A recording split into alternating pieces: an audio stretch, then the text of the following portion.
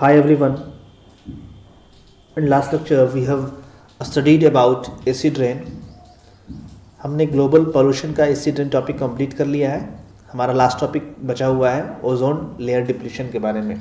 आज हम लोग ओजोन लेयर डिप्लीशन पढ़ने वाले हैं. पहले देख लेते हैं ओजोन लेयर क्या होता है, फिर ओजोन लेयर का रोल क्या है हमारे लाइफ में, क्यों ज़रूरी है. उसके बाद देख लेंगे कि ओजोन लेयर के डिप्लीशन का जो काउजेज़ है वो देख लेंगे, क्यों होता है, क्या उसका मैकेनिज्म है, वो भी हम लोग यहाँ पर देख लेते हैं. कुछ फैक्ट के बारे में हम लोग डिस्कस यहाँ पर करेंगे, इसलिए वीडियो को कंप्लीट देखिएगा. शुरू करते हैं लेक्चर. वीडियो के डिस्क्रिप्शन में पीडीएफ नोट्स अवेलेबल हैं, आप चाहें तो पीडीएफ नोट्स डाउनलोड करके उसे पढ़ सकते हैं. एक pecon.in का भी लिंक अवेलेबल है, आप वहाँ से चैनल को पर्सनली सपोर्ट कर सकते हैं. अगर चैनल से आपको बेनिफिट हो रहा है और चैनल को कुछ अमाउंट डोनेट करके आप सपोर्ट करना चाहते हैं तो pecon.in पर आप जाकर वहाँ पर चैनल को सपोर्ट कर सकते हैं. तो ओजोन लेयर के बारे में हमने पढ़ना है. तो सबसे पहले ओजोन लेयर जो होता है ओजोन गैस से बनता है, जो एक तरह का ट्राई एटॉमिक गैस है, जो ऑक्सीजन के जहाँ पर 3 एटम्स, आपको O3 आपको पता होगा, O3 उसका मॉलिक्यूलर फार्मूला होता है. और जब एटमॉस्फेयर के बारे में आपको बता रहा था तो वहाँ पर बताया था जो ओजोन लेयर होता है वो ज़्यादातर स्ट्रेटोस्फेयर में आपको मिलता है. वैसे ट्रोपोस्फेयर के अपर लेयर में भी ये होता है, बट ज़्यादातर जो होता है स्ट्रेटोस्फेयर में मिलता है. तो ज़्यादातर क्वांटिटी में हम लोग जब बात करते हैं तो स्ट्रेटोस्फेयर ही बोलते हैं, और अगर क्वेश्चन भी आता है ऑब्जेक्टिव में तो स्ट्रेटोस्फेयर भी हम लोग टिक करते हैं.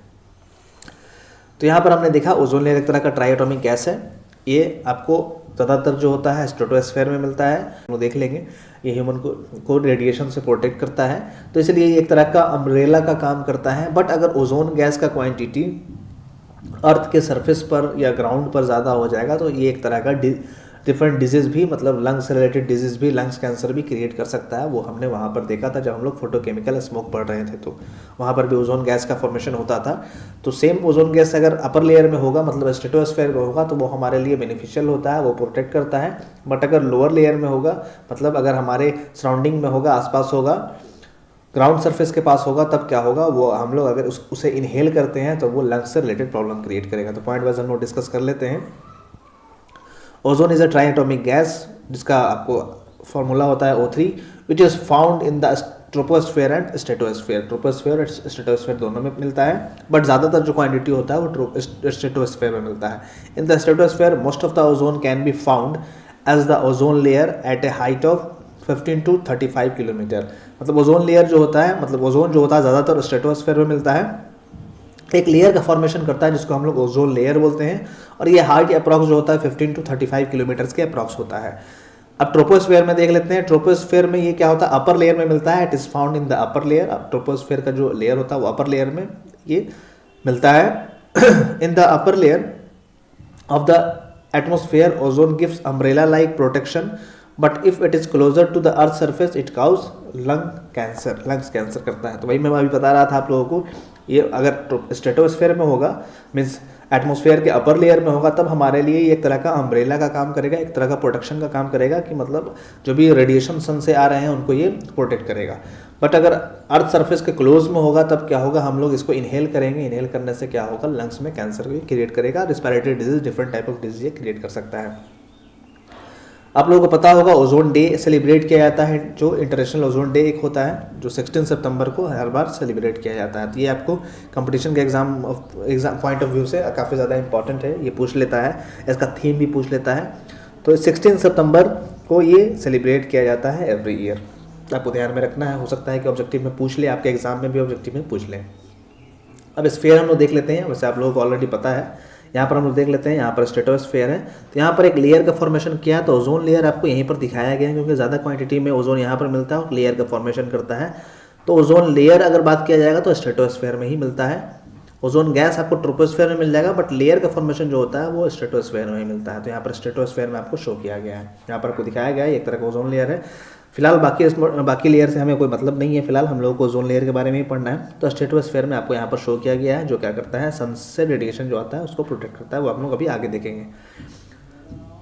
अब यहाँ पर देख लेते हैं role of ozone layer. Ozone layer का क्या रोल है. तो ओजोन लेयर का रोल हम लोग काफ़ी टाइम से पढ़ते आ रहे हैं. ओजोन लेयर क्या होता है, सन से जो रेडिएशन आते हैं उनको क्या करता है, प्रोटेक्ट करता है. अब सन से डिफरेंट टाइप ऑफ रेडिएशन आते हैं. जिसको हम लोग अल्ट्रा वायलेट रेडिएशन बोलते हैं। अल्ट्रा वायलेट में भी आपको UVA होता है, UVB होता है एंड UVC होता है। तो UVB को ये क्या करता है, 95% प्रोटेक्ट कर लेता है। ज़्यादातर जो प्रॉब्लम हमें होता है वो UVB से ही होता है, तो 95% ये क्या करता है, उसको एब्जॉर्व कर लेता है।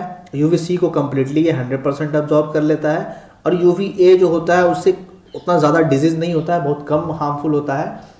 काफ़ी लॉन्ग टर्म एक्सपोजर अगर हम लोग रहते हैं, रेगुलर रहेंगे, तब क्या होगा, स्किन में थोड़ा सा वहाँ पर हल्का फुल्का प्रॉब्लम आपको देखने को मिलेगा, बट इससे बहुत ज़्यादा प्रॉब्लम नहीं होता है। तो ये जो ओजोन लेयर है वो UVA को नहीं प्रोटेक्ट कर पाता है, ये उसको अर्थ पर सेंड कर देता है, अर्थ पर भेज देता है। तो हमें UVA से उतना ज़्यादा प्रॉब्लम नहीं है। मेनली प्रॉब्लम जो होता है UVC से, UVB से, मतलब इसके पास एनर्जी कंटेंट ज़्यादा होता है UVB और UVC से। बट हम लोग जनरली पढ़ने के टर्म में UV सिर्फ समझ लेते हैं, अल्ट्रा वायलेट रेडिएशन हम लोग समझ लेते हैं। तो मेनली हम लोग वही देखेंगे, अल्ट्रा वायलेट रेडिएशन जो हमारे लिए हार्मफुल है। UVA हमारे लिए नहीं है, तो उसके बारे में उतना हम लोग बात नहीं करते हैं। UVB और UVC है, तो UVB और UVC को अबाउट ये 100% और 95% ये एब्जॉर्व कर लेता है। तो ये हमारे लिए अर्थ पर अगर लाइफ रखना है तो उसके लिए ओजोन लेयर जो होता है काफ़ी ज़्यादा इंपॉर्टेंट है। ये क्या करता है, सन से जो भी अल्ट्रा वायलेट रेडिएशन आ रहा है उसको ये रोक लेता है, एब्जॉर्व कर लेता है। अगर वो एब्जॉर्व नहीं करेगा तब क्या होगा, अर्थ पर जो होगा डिफरेंट टाइप ऑफ डिजीज़ आपको स्किन से रिलेटेड डिजीज़ आपको मिलेगा। स्किन कैंसर मिल सकता है। जो प्लांट्स है, प्लांट्स बर्न हो सकते हैं, प्लांट्स का प्रोडक्शन में आपको कम हो सकता है। ओशन में जो फाइटोप्लैंक्टन है वो भी आपको डेड हो सकते हैं। तो डिफरेंट टाइप ऑफ डिजीज़ यहाँ पर आपको मिलेगा, डिफरेंट टाइप ऑफ प्रॉब्लम यहाँ पर क्रिएट होगा अगर ओजोन लेयर नहीं होगा तब। तो पॉइंट वाइज देख लेते हैं। Ozone layer forms a natural protective layer in the stratosphere. एक तरह का नेचुरल प्रोटेक्टिव लेयर है जो क्या करता है, absorb the harmful ultra violet radiation and protect life. जो भी अल्ट्रा वायलेट रेडिएशन है, हार्मफुल अल्ट्रा वायलेट रेडिएशन है जो सन से आ रहा है अर्थ पर, तो उसको ये एब्जॉर्ब कर लेता है और प्रोटेक्ट लाइफ को प्रोटेक्ट करता है, अर्थ पर जो लाइफ को प्रोटेक्ट करता है। Ultra violet radiation can penetrate skin and alter the DNA molecules in the plants and animals. Ultra violet चाहे तो वो प्लांट हो या एनिमल्स हो या ह्यूमन हो, स्किन के अंदर पेनिट्रेट कर लेता है, पेनिट्रेट करके DNA मॉलिक्यूल को अल्टर कर देता है। तो उससे डिफरेंट टाइप ऑफ प्रॉब्लम आपको क्रिएट होगा। DNA से रिलेटेड हम लोगों ने वहाँ पर भी देखा था, पहले भी इसके रिलेटेड देखा था। DNA में अगर अल्टरेशन होगा तो क्या क्या प्रॉब्लम क्रिएट हो सकता है। In human it cause sunburn, मतलब सन के लाइट की वजह से जो स्किन बर्न हो जाता है, या फिर ज़्यादा हो गया तो स्किन कैंसर भी हो सकता है। It also cause weakens the immune system, मतलब अल्ट्रावायलेट रेडिएशन की वजह से, अल्ट्रावायलेट रेडिएशन से सनबर्न हो सकता है। मतलब अगर ज़्यादातर हम लोग अगर सन के लाइट के कांटेक्ट में रहेंगे तो स्किन जो होगा वो हमारा बर्न होगा, जिसको सनबर्न बोलते हैं। या फिर और ज़्यादा क्वांटिटी में अगर हुआ तो स्किन कैंसर भी हो जाता है। इसके वजह से आपका इम्यून सिस्टम है वो भी आपको ये कमज़ोर होता चला जाता है। अब प्लांट्स में देख लीजिए, प्लांट में क्या बोल रहा है, it reduces the crop yields, मतलब जो भी हमारा प्लांट्स वहाँ से प्रोडक्शन मिल रहा था, जो भी हमें क्रॉप के फॉर्म में प्रोडक्टिविटी मिल रहा था वो हमारा डिक्रीज़ कर जाएगा।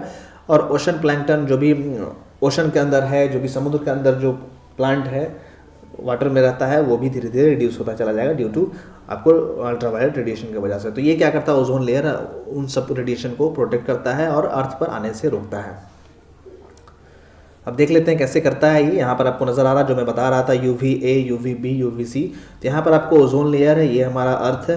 अर्थ के स्ट्रेटोस्फीयर में ये ओजोन लेयर का फॉर्मेशन हो गया है, जो क्या कर रहा है, जो सन से UVC है उसको कम्प्लीटली रोक दे रहा है।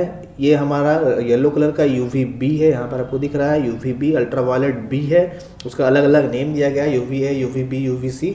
UVB है जहाँ पर आपको दिख रहा होगा थोड़ा सा अर्थ पर आ रहा है, मतलब 95% ये एब्जॉर्व कर लेता है, 5% वो आ जाता है। UVA जो है वो कम्प्लीटली यहाँ पर पेनिट्रेट हो जा रहा है, कम्प्लीटली वो अर्थ पर जा रहा है, वो 100% चला जाता है, उसको वो रोक नहीं पाता है। तो उसके वजह से ज़्यादा प्रॉब्लम नहीं है अर्थ में, और उसके पास एनर्जी बहुत कम होता है, तो हम लोगों को उससे रिलेटेड बहुत कम प्रॉब्लम क्रिएट होता है। तो मेनली जो प्रॉब्लम होता है UVB और UVC से होता है, जिसको ओजोन लेयर जो होता है कम्प्लीटली एब्जॉर्व कर लेता है और अर्थ पर लाइफ को प्रोटेक्ट करता है, और उन्हें अर्थ पर लाइफ के लिए काफ़ी ज़्यादा इंपॉर्टेंट हो जाता है ये ओजोन लेयर। अब आगे देख लेते हैं इसके डिप्लीशन के बारे में हमें पढ़ना है। तो आपको पता होगा कि ह्यूमन की एक्टिविटीज़ की वजह से कुछ गैसेज वहाँ पर रिलीज़ हो रही है, जिसके वजह से क्या हो रहा है कि जो ओजोन लेयर है वहाँ पर उसका डिप्लीशन हो रहा है, मतलब ओजोन लेयर जो हो रहा है उसका धीरे धीरे वो पतला होता चला जा रहा है, थीन होता चला जा रहा है, और क्या हो रहा है वो सन से जो अल्ट्रावायलेट रेडिएशन है उसको वो एब्जॉर्ब करने की कैपेसिटी भी उसका डिक्रीज हो जा रहा है। इसी को हम लोग बोलते हैं डिप्लीशन ऑफ ओजोन लेयर, मतलब ओजोन लेयर में कुछ होल का फॉर्मेशन हो रहा है कहीं कहीं पर, जैसे कि खासकर आपको अंटार्कटिक में बताया गया है, या कुछ अर्थ के पोल्स पर जैसे नॉर्थ पोल साउथ पोल है वहाँ पर देखा गया है, पाया गया है कि कुछ होल्स का फॉर्मेशन हो गया है, मतलब ओजोन लेयर कंप्लीटली लेयर के फॉर्म में नहीं है, वहाँ पर थोड़ा सा कुछ होल हो गया है, उसी को बोला जाता है डिप्लीशन ऑफ ओजोन लेयर, मतलब ओजोन लेयर का वहाँ पर डिप्लीशन हो रहा है। तो ज़्यादातर जो गैसेज जो रिलीज होते हैं जैसे कि क्लोरोफ्लोरोकार्बन हो गया, हाइड्रोक्लोरोफ्लोरोकार्बन हो गया, या वैसा गैस जिसमें क्लोरीन है, ब्रोमीन है, मिथाइल ब्रोमाइड है, उसके वजह से क्या होता है कि वहाँ पर ओजोन का डिप्लीशन होता है।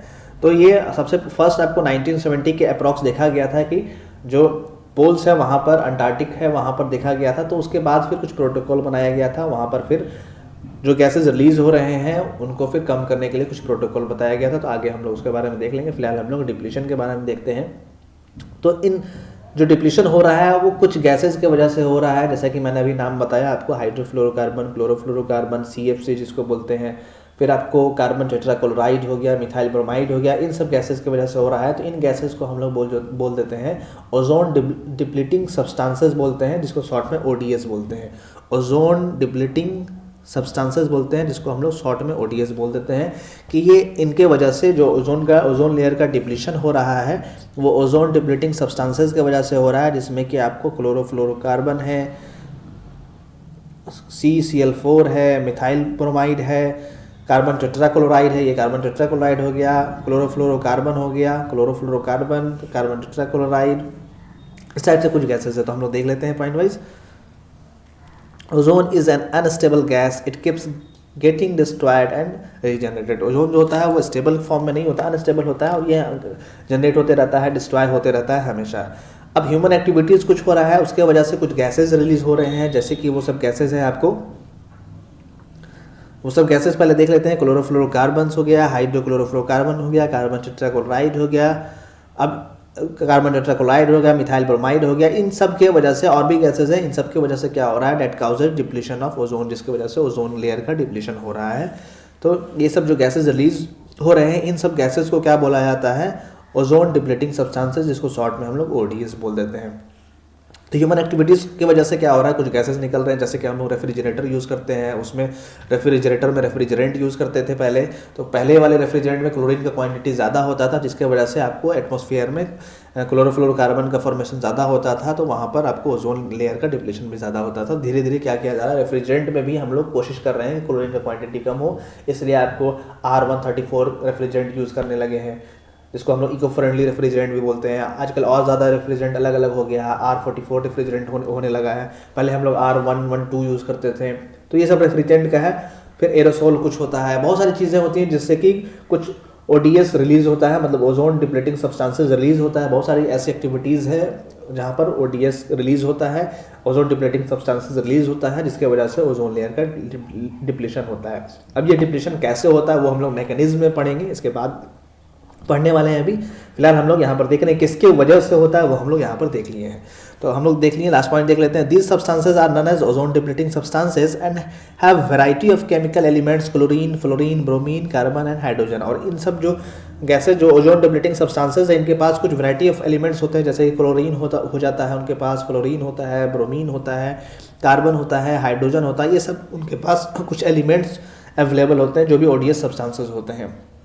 अब यहाँ पर हम लोगों ने एक इमेज देखा था अभी, तो इसमें आपको दिख रहा होगा 2014 में, 15 में, 16 में, 17 में, 18 में, 19 में, यहाँ पर कुछ होल्स, ये जो बताया जा रहा है वो जो ओजोन में होल हो रहा है या डिप्लीशन ओजोन लेयर का हो रहा है, उसको यहाँ पर रिप्रेजेंट किया गया है। जो पोल्स है वहाँ पर आपको यहाँ पर डिप्लीशन हो रहा है। तो ये सबसे पहले आपको 1970 के आसपास देखा गया था। उसके बाद फिर कुछ प्रोटोकॉल किया गया और उनका टारगेट था कि ओजोन का जो डिप्लीशन हो रहा है, जो ओजोन में होल हो रहे हैं, ओजोन लेयर में होल हो रहे हैं, उनको कम करना।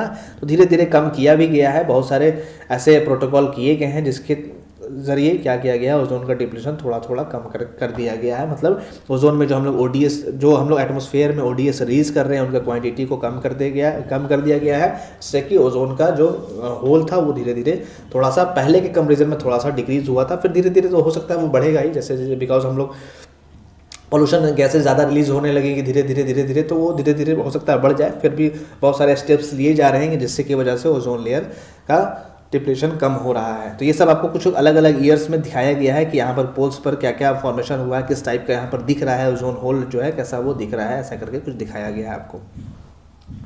अब यहाँ पर हम लोग मैकेनिज्म पढ़ने वाले हैं कि ओजोन डिप्लीशन जो हो रहा है उसका क्या मैकेनिज्म है, मतलब कैसे हो रहा है। गैसेस तो रिलीज हो रही है, बट वो कैसे वहाँ पर फॉर्मेशन हो रहा है ओजोन होल का, वो हम लोग यहाँ पर देखने वाले हैं। तो हमने देखा था कि बहुत सारी gases, chlorofluorocarbon, carbon tetrachloride atmosphere में रिलीज हो रहे हैं। तो ये सब क्या होता है, ये सब जो गैसेस होते हैं ये काफ़ी, इनका जो टाइम होता है मतलब काफ़ी टाइम, लॉन्ग टाइम तक ये स्टे करते हैं एटमॉस्फेयर में, 20 ईयर्स टू 120 ईयर्स, मतलब 20 से 120 ईयर्स के अप्रॉक्स ये एटमॉस्फेयर में रहते हैं। वो मतलब समझ सकते हैं स्टेबल फॉर्म में है ये डिस्ट्रॉय नहीं होते, ब्रेक नहीं होते हैं। अब ये जो होता क्या है, धीरे धीरे क्या होते हैं, ये स्ट्रेटोस्फेयर में मूव करते जाते हैं। जैसे हम ग्राउंड लेयर से ये आ रहे हैं, धीरे धीरे क्या होता है स्ट्रेटोस्फेयर में चलते जाते हैं, तो स्ट्रेटोस्फेयर में चले जाते हैं ये। वहाँ जाने के बाद क्या होता है, जो भी क्लोरोफ्लोरोकार्बन है या कार्बन टेट्राक्लोराइड है, वहाँ से सनलाइट की वजह से वो क्या होते हैं, ब्रेक हो जाते हैं। जैसे कि कार्बन टेट्राक्लोराइड है, तो कार्बन टेट्राक्लोराइड में ये ब्रेक होकर क्या करते हैं, क्लोरीन को अलग कर लेता है सनलाइट की वजह से। अब ये जो क्लोरीन अलग होता है, सेपरेट हो जाता है, ब्रेक हो जाता है, ये सब स्ट्रेटोस्फेयर में होता है। जो अलग होता है उसके वजह से क्या होता है, ये क्लोरीन ऑक्सीजन जो है यहाँ पर ओजोन है उसको क्या करता है, ब्रेक कर देता है, और ब्रेक करके इसको यहाँ पर ओजोन का क्वांटिटी को कम करते जाता है। हमेशा ऐसा ही होता है। जो भी हम लोग ओडीएस ये रिलीज कर रहे हैं, ओडीएस जो एटमॉस्फेयर में रिलीज हो रहा है जो भी ह्यूमन एक्टिविटीज़ की वजह से, वो क्या कर रहा है, धीरे धीरे उसका लाइफ टाइम, जो उसका टाइम होता है, लाइफ होता है, वो काफ़ी ज़्यादा होता है, जिसकी वजह से वो धीरे धीरे क्या होता है, वो स्ट्रेटोस्फेयर में पहुंच जाता है। ड्यू टू एयर मूवमेंट की वजह से धीरे धीरे क्या होता है, वो ऊपर चला जाता है, स्ट्रेटोस्फेयर में चला जाता है, और वहाँ पर सनलाइट की वजह से वो क्या होता है, ब्रेक हो जाता है। वहाँ से क्लोरीन, ब्रोमीन ये सब रिलीज होती है, और क्लोरीन ऑक्सीजन के ओजोन के साथ रिएक्ट करके ओजोन को ब्रेक कर देता है, और ओजोन मॉलिक्यूल वहाँ से ब्रेक होकर नॉर्मल ऑक्सीजन के फॉर्मेशन में हो जाता है, जो कि जिसके वजह से ओजोन का वहाँ पर डिप्लीशन हो रहा है, ओजोन होल का फॉर्मेशन हो रहा है। तो हम लोग पॉइंट वाइज देख लेते हैं, वैसे आपको मैं यहाँ पर बता दिया हूँ। तो वही बोल रहा है, ODS have long life time from 20 to 120 years. जो ओडीएस है, ओडीएस मतलब जो भी गैसेस हम रिलीज कर रहे हैं, क्लोरोफ्लोरोकार्बन हो गया, कार्बन टेट्राक्लोराइड, मिथाइल ब्रोमाइड, ये सब, and do not break down in the lower layers of atmosphere. और लोअर लेयर ऑफ एटमॉस्फेयर में वो ब्रेक नहीं होता है। मतलब जैसे कि अभी हमने देखा कार्बन और क्लोरीन अलग अलग हो गया कार्बन टेट्राक्लोराइड से, तो वो लोअर लेयर ऑफ एटमॉस्फेयर में वो हो नहीं पाता है। दे float up into the atmosphere and reach the stratosphere. वो एटमॉस्फेयर में वो तैरते रहते हैं, और धीरे धीरे क्या होता है, वो स्ट्रेटोस्फेयर में पहुंच जाते हैं। ODS contain either chlorine and और ब्रोमीन और both the elements to break up the ozone. ODS के पास क्या होता है, या तो क्लोरीन होता है या ब्रोमीन होता है, या दोनों एलिमेंट्स होता है, जो कि ओजोन को ब्रेक करने का काम करता है। Once they are in the stratosphere the UV radiation breaks up these molecule. जब वो स्ट्रेटोस्फेयर में पहुंच जाता है तब क्या होता है, जो यूवी रेडिएशन जो आ रहा था सनलाइट से, वो क्या करता है, क्लोरोकार्बन मतलब ओडीएस जो भी है, क्लोरोफ्लोरोकार्बन है, कार्बन टेट्राक्लोराइड है, मिथाइल ब्रोमाइड है, उन सब के मॉलिक्यूल्स को वो ब्रेक करता है। ब्रेक करके क्या करता है, मॉलिक्यूल्स ब्रेक करके क्लोरीन को अलग कर देता है क्लोरोफ्लोरोकार्बन से, कार्बन टेट्राक्लोराइड से। उसी तरह से ब्रोमीन को अलग करता है हैलोन से या फिर मिथाइल ब्रोमाइड से। इस टाइप से आपको डिफरेंट गैसेस से वो क्लोरीन और ब्रोमीन को अलग करता चला जाता है, और क्लोरीन और ब्रोमीन जब अलग होता चला जाता है तो वो क्या करता है, ओजोन से रिएक्ट करके ओजोन को ब्रेक कर देता है। यहाँ तक हम लोग समझ लिए हैं, आगे देख लेते हैं कैसे होता है। फिर उसके बाद क्या बोल रहा है, the free chlorines and bromine react with O3 and break it up. वही बोल रहा है, जब क्लोरीन फ्री फॉर्म में हो जाता है या ब्रोमीन फ्री फॉर्म में हो जाता है, तब वो O3 से रिएक्ट कर लेता है, रिएक्शन करता है। रिएक्शन के बाद वो O3 को ब्रेक करके O2 में कन्वर्ट कर देता है, या ऑक्सीजन का सिंगल एटम को कन्वर्ट कर देता है। इस टाइप से वो फॉर्मेशन वहाँ पर हो जाता है, जिससे कि ओजोन वहाँ से कंप्लीटली रिमूव हो जाता है, ओजोन गैस जो होता है वो ब्रेक हो जाता है। नेक्स्ट पॉइंट क्या बोल रहा है, one single chlorine atom can react with 1 lakh ozone molecules and cause depletion of ozone layer और फॉर्म्ड ओजोन होल। बोल रहा है कि एक जो सिंगल क्लोरीन एटम होता है, मतलब मान लीजिए कि कार्बन टेट्राक्लोराइड है, यहाँ से मान लीजिए कि एक सिंगल क्लोरीन निकला ब्रेक होकर, तो वो क्या करेगा 1 लाख ओजोन मॉलिक्यूल्स को वो रिएक्ट करता है, उसके साथ रिएक्ट करता है, 1 लाख ओजोन मॉलिक्यूल्स के साथ रिएक्ट करता है, और उनको बार बार ब्रेक करता चला जाता है। जितने मॉलिक्यूल्स आते जाएंगे उसके कांटेक्ट में, उनको वो ब्रेक करता चला जाएगा, जिससे कि हैवी अमाउंट में वहाँ पर ओजोन का डिप्लीशन, ओजोन लेयर का डिप्लीशन होगा, मतलब ओजोन मॉलिक्यूल्स वहाँ पर ब्रेक होकर नॉर्मल ऑक्सीजन का फॉर्मेशन करेंगे वहाँ पर। तो इसी की वजह से यहाँ पर ओजोन होल का फॉर्मेशन हो रहा है या डिप्लीशन ऑफ ओजोन लेयर हो रहा है। तो ये हमने देख लिया क्यों, मैकेनिज्म हमने देख लिया कैसे कैसे हो रहा है। जो भी गैसेस निकल रहे हैं वो स्ट्रेटोस्फेयर में जाकर CFC या CCl4 ये सब क्या होता है, ब्रेक हो जाता है, जिससे कि क्लोरीन और ब्रोमीन अलग अलग हो जाता है। क्लोरीन अलग रिएक्शन करता है O3 के साथ, ओजोन के साथ, और ओजोन को कंटिन्यूसली ब्रेक करता चला जाता है। इसलिए अगर हम लोग वहाँ पर CFC का, इन सब गैसेज का, ODS का रिलीज हम लोग कम करें एटमोसफियर में, तब क्या होगा, हमारा जो ओजोन लेयर का जो डिप्लीशन हो रहा है या फॉर्मेशन ऑफ ओजोन होल हो रहा है वो धीरे धीरे कम होने लगेगा। तो उसी के लिए क्या किया गया था, एक प्रोटोकॉल बनाया गया था, जो कि आपके एग्ज़ाम के लिए, ऑब्जेक्टिव के लिए खासकर इंपॉर्टेंट है। बहुत सारे ये कंपटीशन में भी पूछता है। उसका नाम है मॉन्ट्रियल प्रोटोकॉल बोला जाता है, मॉन्ट्रियल प्रोटोकॉल, जो कि 1986 में किया गया था। एक तरह का इंटरनेशनल ट्रीटी है, design to protect the ozone layer by slowly reducing the production of ozone depleting substances. जो भी हम लोग ODS रिलीज कर रहे हैं उसके क्वांटिटी को स्लोली रिड्यूस करना इसका मेन पर्पस था, इसलिए ये ट्रीटी किया गया था, जिसका आपको सिर्फ नाम याद रखना है। ये ऑप्शन में पूछ देगा कि जो भी ओजोन के डिप्लीशन के लिए जो ट्रीटी किया गया था, डिप्लीशन को कम करने के लिए या ओजोन होल को कम करने के लिए जो ट्रीटी किया गया था, उसका नाम क्या है, तो उसको हम लोग बोलते हैं मॉन्ट्रियल प्रोटोकॉल बोलते हैं। एक हम लोग क्योटो प्रोटोकॉल देखे थे, वो हम लोग ग्रीन हाउस इफेक्ट के लिए वहाँ पर बनाया गया था। ये हमारा मॉन्ट्रियल प्रोटोकॉल है जो 1986 में किया गया था। इसी के लिए इसमें मेन पर्पस था ओजोन लेयर, जो भी ओजोन लेयर को प्रोटेक्ट करना by reducing the production of ozone depleting substances. जो भी ODS सब्सटेंसेस रिलीज हो रहे हैं उनको, उसके क्वांटिटी को कम करना। उसके क्वांटिटी को कम कर देंगे तो हमारा ओजोन का जो डिप्लीशन हो रहा है वो धीरे धीरे कम होता चला जाएगा। ये पॉइंट आप ध्यान में रखिएगा, इसलिए इसको रेड कलर से शो किया गया है, ये आपके लिए इंपॉर्टेंट है ऑब्जेक्टिव के लिए। तो यहाँ पर हम लोग देख लेते हैं CFC का फॉर्मेशन हो रहा है, एग्जांपल दिया गया, CFC का फॉर्मेशन हो रहा है, और यहाँ पर जो ओजोन लेयर है उसको ये रिएक्शन करके यहाँ पर ओजोन को ब्रेक करता जा रहा है, तो इसलिए कहीं कहीं पर होल्स का फॉर्मेशन हो गया, ब्रेक हो जाएगा, मान लीजिए थिन हो जाएगा, उसका थिकनेस कम हो जाएगा। तो क्या होगा, जो भी हमारा UV रेज था, ये तो आते रहता है, UVB और C था, उसमें से क्या होगा, वो ट्रांसफर होता चला जाएगा, अर्थ पर आता जाएगा, जो हमारे लिए काफ़ी ज़्यादा हार्मफुल है। तो ये हमने आज के लेक्चर में ओजोन क्या होता है वो देख लिया, ओजोन लेयर कैसे फॉर्मेशन होता है वो भी हमने देखा, कहाँ पर होता है वो देख लिया। उसके बाद उसका रोल क्या है और उसका मैकेनिज्म कैसे है, डिप्लीशन का मैकेनिज्म क्या है, क्यों डिप्लीशन हो रहा है, डिप्लीशन किसकी वजह से हो रहा है, कौन गैसेस की वजह से हो रहा है वो भी देखा, और क्या मैकेनिज्म वो भी हमने यहाँ पर देख लिया है। आज का लेक्चर यहीं पर स्टॉप करते हैं, जिससे कि हमारा 5th यूनिट कंप्लीट हो गया है। कंप्लीटली आपका 5th यूनिट कंप्लीट कर दिया गया है। आपका अब सिलेबस का यूनिट 2 का पार्ट B का 2 टॉपिक बचा हुआ है। CI इंजन की वजह से जो भी पॉल्यूशन हो रहा है वो हमें पढ़ना है, और SI इंजन की वजह से जो हो रहा है वो देखना है, और कैसे उसको कम कर सकते हैं वो हमें देखना है। तो 2 टॉपिक आपका पार्ट B का, 2nd यूनिट पार्ट B का आपको 2 टॉपिक रिमेनिंग है, वो हम लोग इसके बाद अब स्टार्ट कर देंगे। वीडियो से रिलेटेड जो भी डाउट होगा आप कमेंट करके पूछ सकते हैं। वीडियो को देखने के लिए thank you so much. Telegram app में भी अपना चैनल बना हुआ है इंजीनियर धारा के नाम पर, आप वहाँ पर भी उस ग्रुप को ज्वाइन कर सकते हैं। ज्वाइन करने के लिए लिंक डिस्क्रिप्शन में दिया हुआ है। फेसबुक पेज पर भी अपना एक लिंक दिया हुआ है डिस्क्रिप्शन में, आप चाहें तो उस लिंक पर क्लिक करके वहाँ से भी मैसेज कर सकते हैं। और अगर आप PDF नोट्स डाउनलोड करना चाहें तो आप नोट्स डाउनलोड करके, उसका लिंक डिस्क्रिप्शन में दिया है, डाउनलोड करके आप पढ़ सकते हैं। और चैनल को सपोर्ट करने के लिए paycom.in का लिंक आपको बता दिया गया है, आप चाहें तो वहाँ से चैनल को पर्सनली कुछ अमाउंट डोनेट कर सकते हैं। वीडियो को देखने के बाद लाइक और शेयर ज़रूर कीजिएगा, और चैनल को सब्सक्राइब नहीं किया तो सब्सक्राइब भी कर दीजिएगा। Thank you so much.